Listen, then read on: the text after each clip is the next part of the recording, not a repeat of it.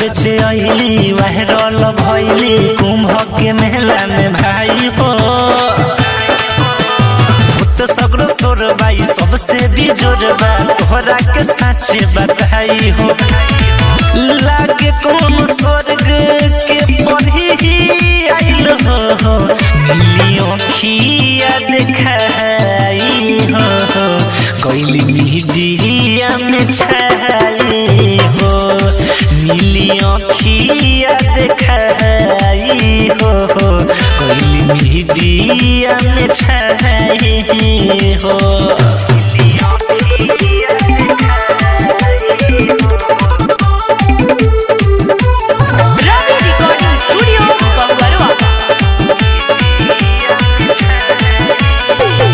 विदेशों में होता के चर्चा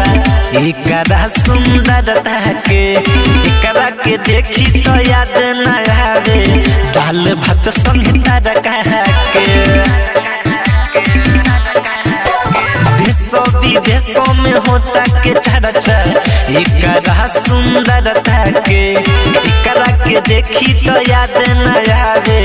दाल भात संगीता रखा के पढ़ल न लिखल सबके दिल के भइली हो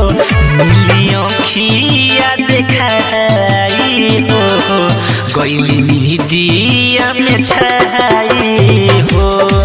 मिलियों खिया देखाई हो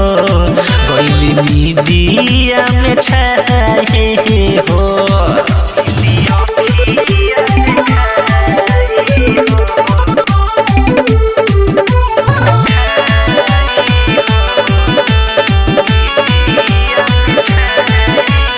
राधे से हम सुनो नंजय खेला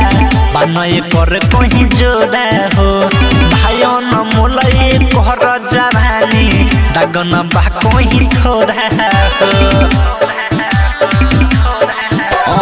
राधे से हम सुनो नंजय खेला बनए पर कहीं जोड़ा हो भाइयों न मोलए कर जवानी दगन बा कहीं थोड़ा हो बिट्टू बिहारी चुनु जादू कैली हो मिलियों खिया देखाई हो गइली मीडिया में छाई हो मिलियों खिया देखाई हो